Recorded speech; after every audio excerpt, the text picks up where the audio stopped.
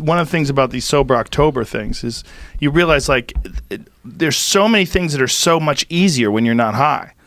Yeah. You know, it's almost like you handicap yourself by getting baked. Like, I was talking to Brian Redband about this. Like, we were talking about like how the early days of podcast, we would get obliterated before we would do the podcast. Like for years, like up until like maybe 2013 or 14. Like we would, I had a Volcano. Do you know what that is? Those vaporizers. It fills up this bag. And you take these big, deep hits off this THC vapor, and then as soon as you put the bag down and we're like, okay, let's get going. Let's start the podcast, and be like, oh my God, what have we done?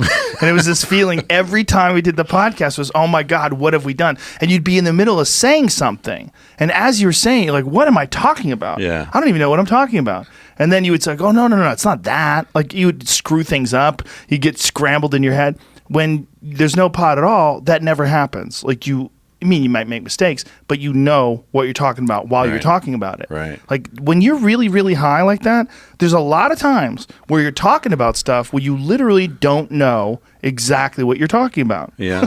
It's like that split personality thing we were talking about earlier.